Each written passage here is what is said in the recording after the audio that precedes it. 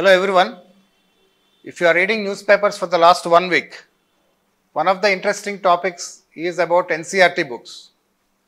Always NCERT is in news and it's also important for us as aspirants of UPSC civil services to understand and follow the matters. The issue is about a report, a news report that an expert committee of NCERT has recommended inclusion of Ramayana and Mahabharat in the NCERT books. Of course, immediately there was also a denial. NCERT said this is not correct or whatever. But then this brings up the debate of what happens if Ramayana and Mahabharat are included in the NCERT. Is it good or bad? And what could be the benefits? These are the things which needs to be discussed. Okay. So let us see what are the various aspects related to this matter, the inclusion of Ramayana and Mahabharata.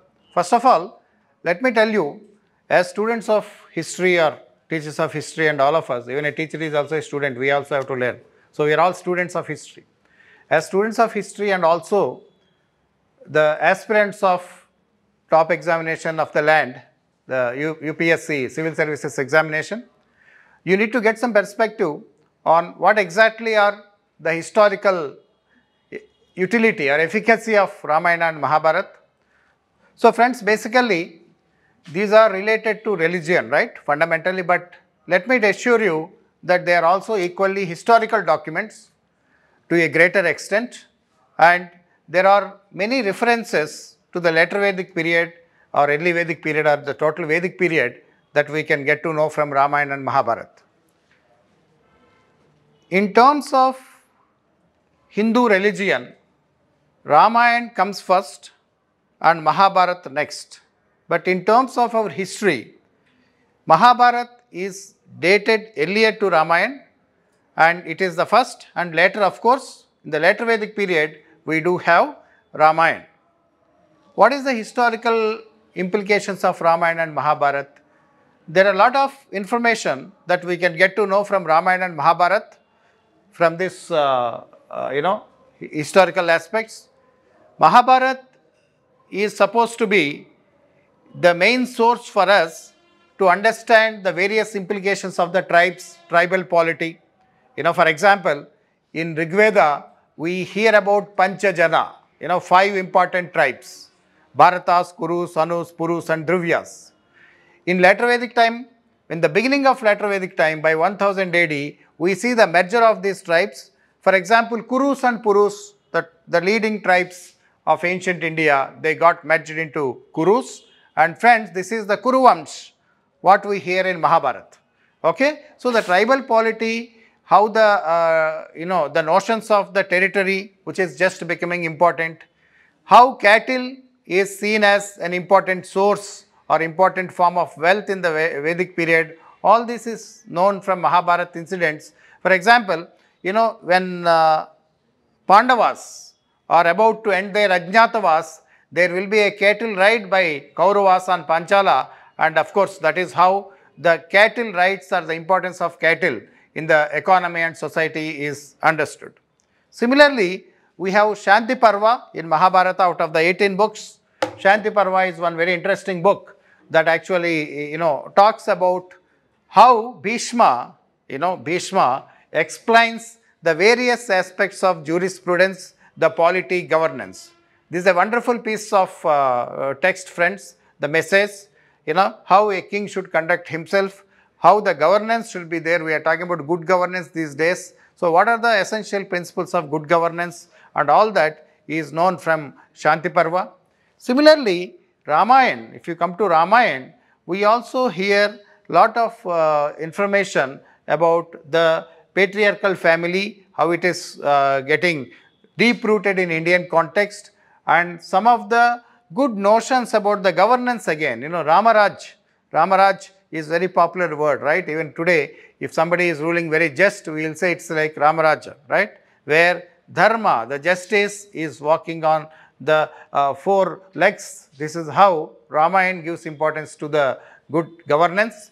And of course, both Mahabharata and Ramayana can also be seen as some training for personality development. So, if you are the one who are not going to believe in religion, or if you are the one who are a atheist, or if you are an agnostic, whatever, you can learn some of the important aspects from Mahabharata and Ramayana. You know, for example, how Arjuna was goaded to prepare for the fighting when he is emotionally weak. So, in our duty, we should always be strong-minded without any weaknesses. You know, mental strength is one message that comes from Mahabharata, where we all learn about the positive traits of one's personality.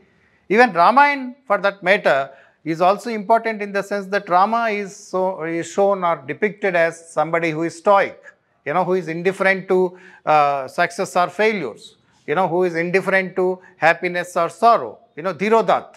This concept is also very important for personality development, especially for youngsters like you who are chasing very big, you know, goals like getting, you know, ranks in UPSC civil services examination or any aspects of our day-to-day life.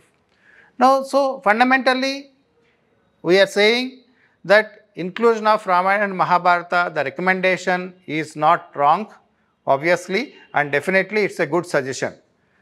Of course, you may ask me, is it against the secular spirit of the Indian culture or Indian political philosophy? You know, now the current political economy, if you see, it is full of allegations or counterclaims that we are deviating from secularism. Each parties are blaming each other, whether they are communal, secular. Now, without taking any stand, let us objectively analyze. If you see the history writing or historiography in India, including the NCERT books, equal importance has always been given to the matters of religion.